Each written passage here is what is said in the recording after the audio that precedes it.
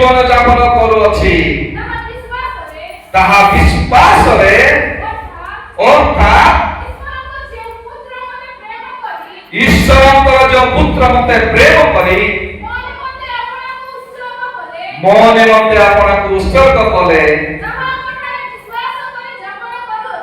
ତାହାଙ୍କଠାରେ ବିଶ୍ୱାସ କରି ଭ୍ରମଣ କରୁଅଛି। ହାଲେଲୁୟା। ଏଇଟା ହେଉଛି ଈଶ୍ୱରଙ୍କ ଠାରେ ଈଶ୍ୱରଙ୍କର ସହିତ କ୍ରୁଶରେ ଭକ୍ତ ହେବାଟା। ହାଲେଲୁୟା। ପ୍ରେରିତ ଭାଇ ଆପଣ ଜୀବନର ସମସ୍ତ ପରିତ୍ୟାଗ କରି ସେ କ୍ରୁଶରେ ଭକ୍ତ ହେଇଛନ୍ତି ଯୀଶୁଙ୍କ ସହିତ। କେମିତି?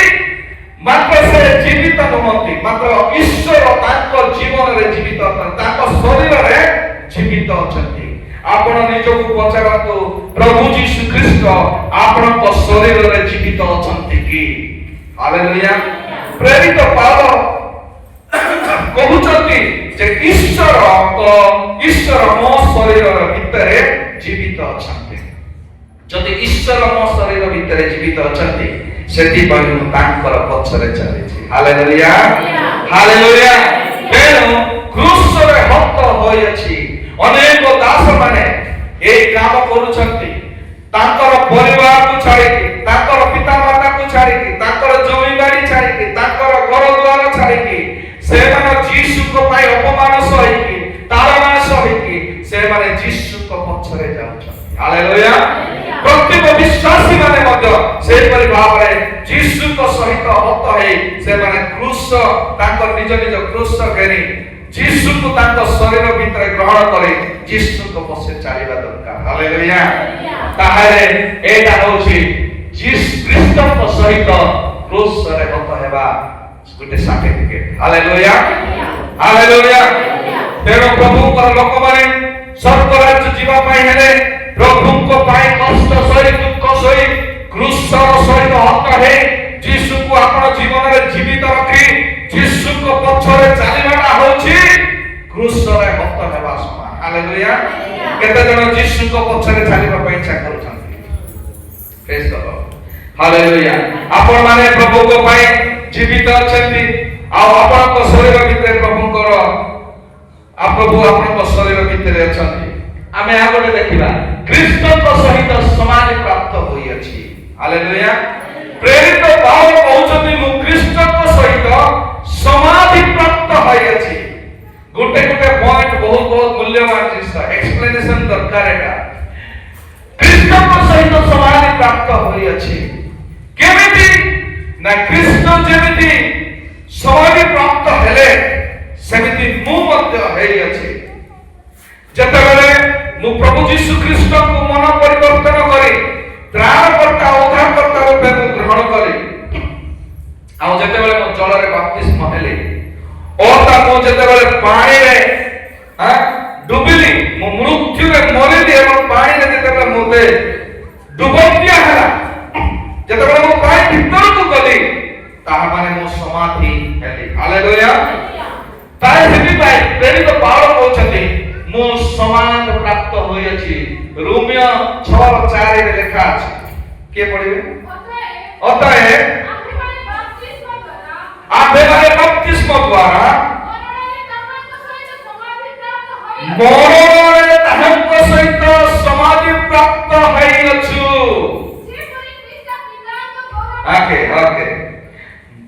ଆମର ବାପ୍ତିସ୍ମ ଦ୍ୱାରା ତାହାଙ୍କ ମରଣ ସହିତ ସମାଧି ପ୍ରାପ୍ତ ହୋଇଅଛି। ହାଲେଲୁୟା।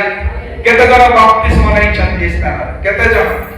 ଯୋଉମାନେ ବାପ୍ତିସ୍ମ ନେଇଛନ୍ତି ଆପଣ ମାନେ ପରମେଶ୍ୱରଙ୍କର ମୃତ୍ୟୁ ସହିତ ପରମେଶ୍ୱରଙ୍କର ମରଣ ସହିତ ସମାଧି ପ୍ରାପ୍ତ ହୋଇଛନ୍ତି। ହାଲେଲୁୟା। ଆଉ ଆଜି ପ୍ରଭୁ ଏଇଟା ଗୋଟେ ଆପଣଙ୍କ ପାଇଁ ଗୋଟେ ନଥିପତ୍ର ତା ପ୍ରମାଣ ପତ୍ର ଯେ ଆପଣ ମାନେ ସଦା ପ୍ରଭୁଙ୍କ ପାଇଁ ସମାଧି ପ୍ରାପ୍ତ ହୋଇଛନ୍ତି। ଖ୍ରୀଷ୍ଟଙ୍କ ପାଇଁ ଯୀଶୁଙ୍କ ପାଇଁ ଆପଣ ସମାଧି ପ୍ରାପ୍ତ ହୋଇଛନ୍ତି। ହାଲେଲୁୟା।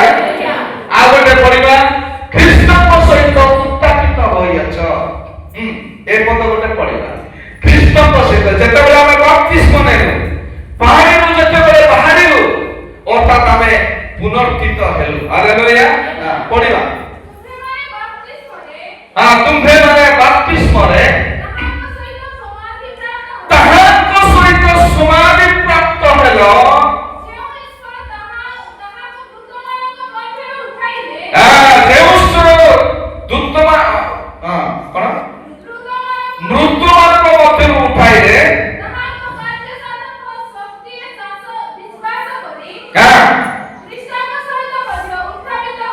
ଖ୍ରୀଷ୍ଟଙ୍କ ସହିତ ମଧ୍ୟ ଉତ୍ଥାପିତ ହୋଇଅଛୁ। ହାଲେଲୁୟା।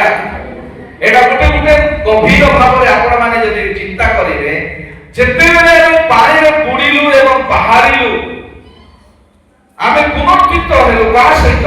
ଯୀଶୁଙ୍କ ସହିତ। ହାଲେଲୁୟା। ଆମେ ଯୀଶୁଙ୍କ ସହିତ ପୁନର୍ଜିତ ହେବାର ଗୋଟେ ସାର୍ଟିଫିକେଟ ହେଲା ଯୋଉମାନେ କ୍ରୁଶରେ ମତ ହେଇଛନ୍ତି, ଯୋଉମାନେ ସମାଧି ପ୍ରାପ୍ତ ହୋଇଛନ୍ତି, ଯୋଉମାନେ ଉତ୍ଥାପିତ ହୋଇଛନ୍ତି, ସେମାନଙ୍କର ଗୋଟେ ଗୋଟେ ସାର୍ଟିଫିକେଟ। ହାଲେଲୁୟା। ହାଲେଲୁୟା।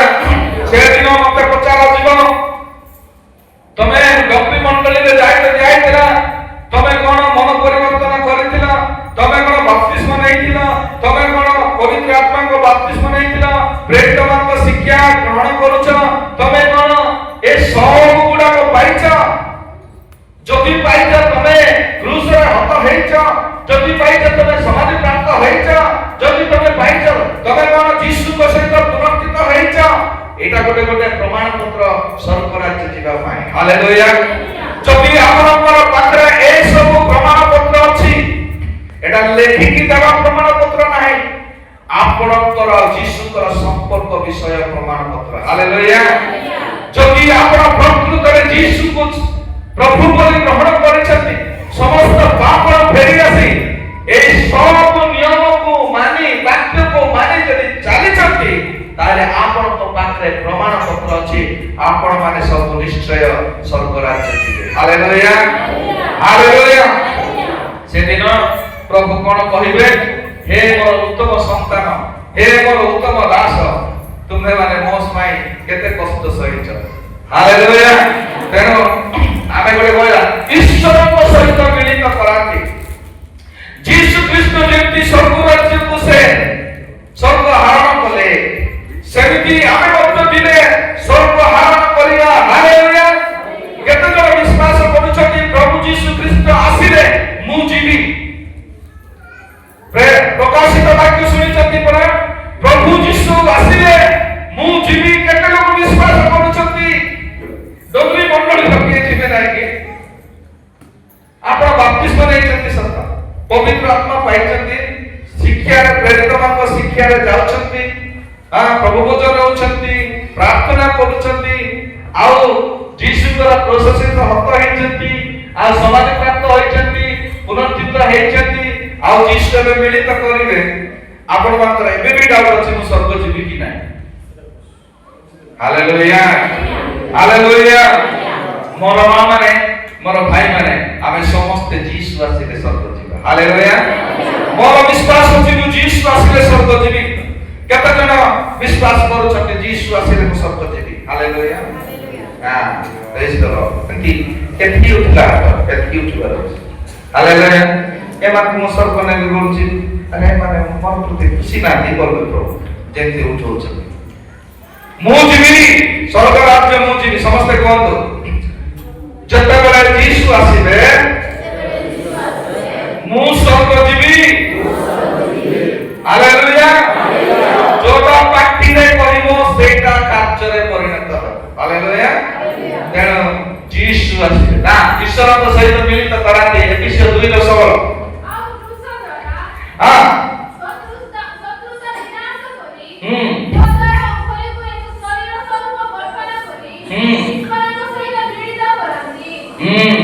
ହାଲେଲୁୟା। ଈଶ୍ୱରଙ୍କ ସହିତ ମିଳିତ କରନ୍ତି। କ୍ରୁଶ ଦ୍ୱାରା ମୋର ଶତ୍ରୁମାନଙ୍କୁ ବିନାଶ କଲେ ଏବଂ ଏବେ ବର୍ତ୍ତମାନ ସେ କଣ ଈଶ୍ୱରଙ୍କ ସହିତ ମିଳିତ କରାନ୍ତି। କିଏ? ମୋର ପ୍ରଭୁ ଯୀଶୁ ଖ୍ରୀଷ୍ଟ, ଆପଣଙ୍କର ପ୍ରଭୁ ଯୀଶୁ ଖ୍ରୀଷ୍ଟ ଈଶ୍ୱରଙ୍କ ସହିତ ମିଳିତ କରାଇବେ। ହାଲେଲୁୟା। ହାଲେଲୁୟା। ଏ ବିଶ୍ୱାସ ଆପଣଙ୍କର ମୋର ରହିବାର ଅଛି ଯେ ମୁଁ ଗୋଟେ ଦିନ ସ୍ୱର୍ଗ ରାଜ୍ୟ ଯିବି ଆଉ ଈଶ୍ୱରଙ୍କ ସହିତ ମୁଁ ଭେଟ ହେବି। ହାଲେଲୁୟା। ହାଲେଲୁୟା। କେତେ ଜଣ ଈଶ୍ୱରଙ୍କ ସହିତ ଭେଟ ହେବା ପାଇଁ ଇଚ୍ଛା କରୁନ? ସମସ୍ତେ ଇଚ୍ଛା କରୁଛ। କେତେ ଜଣ ଇଚ୍ଛା କରୁଛ ମିଶିବା ପାଇଁ?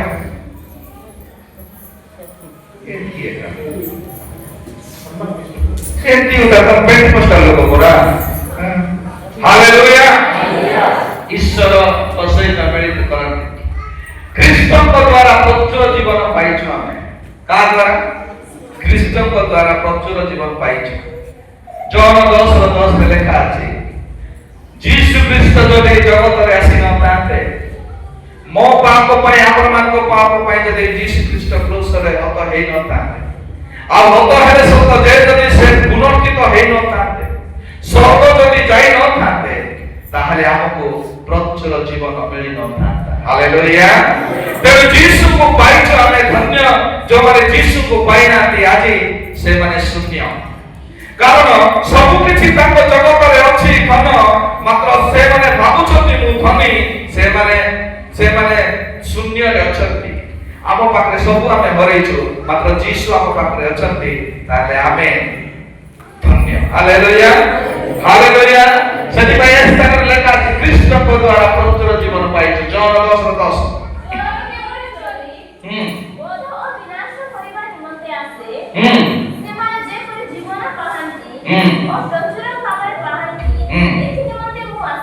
ହାଲେଲୁୟା। ଯୀଶୁ ଖ୍ରୀଷ୍ଟ ଜଗତରେ ଆସିବାର କାରଣ କଣ? ପ୍ରଚୁର ଜୀବନ ପାଇବା ପାଇଁ। କଣ abundant life କହିଲେ କଣ? ଏଟା ପ୍ରଚୁର ଜୀବନ କହିଲେ କଣ ଆପଣ ମାନେ ବୁଝୁଛନ୍ତି? ପ୍ରଚୁର ଜୀବନ ମାନେ ଅନନ୍ତ ଜୀବନ। ହାଲେଲୁୟା। ପ୍ରଚୁର ଜୀବନ ଅର୍ଥ ହେଲା ଅନନ୍ତ ଜୀବନ। ଚୋର କରିବା ପାଇଁ ଆସିଛି, ମାତ୍ର ପ୍ରଭୁ ଯୀଶୁ ଖ୍ରୀଷ୍ଟ ସେ ଆସିଲେ ଆମମାନଙ୍କୁ ପ୍ରଚୁର ଜୀବନ ଦେବା ପାଇଁ। ହାଲେଲୁୟା। କେମିତି ପ୍ରଚୁର ଜୀବନ ପାଇଲୁ? ଆମେ ତାଙ୍କର ରକ୍ତ ଦ୍ୱାରା ଗୋଟେ ଗୋଟେ ବିନ୍ଦୁ ଦ୍ୱାରା ଆମେ ସମସ୍ତେ କିଣା ଯାଇଛୁ, ଆଉ ଆମକୁ ଏ ସବୁ ପ୍ରମାଣ ପତ୍ର ମିଳିଛି, ଆଉ ଆମେ ପ୍ରଚୁର ଜୀବନର ଅଧିକାର ହେବା। ହାଲେଲୁୟା। ଅନନ୍ତ ଜୀବନର ଅଧିକାର ହେବା। ସେଦିନ କେହି ମଧ୍ୟ ଆମକୁ ଗୋଡ଼ ଧରିକି ଟାଣି ପାରିବ ନାହିଁ, କେହି ମଧ୍ୟ ଆମକୁ ହାତ ଧରିକି ରଖିପାରିବ ନାହିଁ, କାରଣ ଆମେ ପ୍ରଚୁର ଜୀବନ ପାଇଁ ଆମେ ପରିପୂର୍ଣ୍ଣ ହେଇଛୁ। Hallelujah hallelujah. ତେଣୁ ପ୍ରଚୁର ଜୀବନ ପାଇବା ପାଇଁ ହେଲେ এই ସବୁ ପ୍ରମାଣ ପତ୍ର ଆମ ଜୀବନରେ ଆପ୍ଲାଏ କରିବା ଦରକାର। ଆମ ଜୀବନରେ এই ବାକ୍ୟ ଗୁଡ଼ାକ ମାନିବା ଦରକାର, ତାହେଲେ ପ୍ରଭୁ ଆମକୁ ପ୍ରଚୁର ଜୀବନ ଦେବେ। ହାଲେଲୁୟା। ପ୍ରଚୁର ଜୀବନ ପାଇବା ପାଇଁ କାହାକୁ ଇଚ୍ଛା ନାହିଁ? ମତେ ବି ଇଚ୍ଛା, ଆପଣମାନଙ୍କୁ ବି ଇଚ୍ଛା, এই ଜଗତର ସମସ୍ତ ଲୋକମାନଙ୍କୁ ଇଚ୍ଛା, ମାତ୍ର ସମସ୍ତେ ପାଇବେ ନାହିଁ। ଯେଉଁମାନେ ଯୀଶୁକୁ ପ୍ରଭୁ ବୋଲି ମାନୁଛନ୍ତି, ତାଙ୍କର ବାକ୍ୟ ଅନୁସାରେ ଚାଲୁଛନ୍ତି, ସେମାନେ କେବଳ ପ୍ରଚୁର ଜୀବନ ପାଇଛନ୍ତି। Hallelujah hallelujah. ପ୍ରେଜ୍ ଦ ଲର୍ଡ। କେତେ ଲୋକ ତ କି ଦେଖୁଛନ୍ତି, ହେଲେ କଣ ଭାବୁଛନ୍ତି? ମୋର କଥା ଶୁଣୁଛନ୍ତି ବୋଲି ମୁଁ ଭାବୁଛି, ମାତ୍ର ସେମାନେ କଣ ଭାବୁଛନ୍ତି ସେମାନେ ଜାଣୁଛନ୍ତି। ହାଲେଲୁୟା। ତେଣୁ ପ୍ରଚୁର ଜୀବନ ଏ ସବୁ ଗୁଡ଼ାକ ଥିବା ଦରକାର। ହାଲେଲୁୟା। ତାପରେ ଆଉ ଗୋଟେ ଆମେ ଦେଖିବା, ଖ୍ରୀଷ୍ଟଙ୍କ ଦ୍ୱାରା ଶକ୍ତି ପାଇଅଛି। କାହା ଦ୍ୱାରା? କାହା ଦ୍ୱାରା ଶକ୍ତି ପାଇଛି? କାହା ଦ୍ୱାରା? ଖ୍ରୀଷ୍ଟଙ୍କ ଦ୍ୱାରା ଆମେ ଶକ୍ତି ପାଇଛୁ। ପଢିବା ଏଫେସୀୟ 1:19।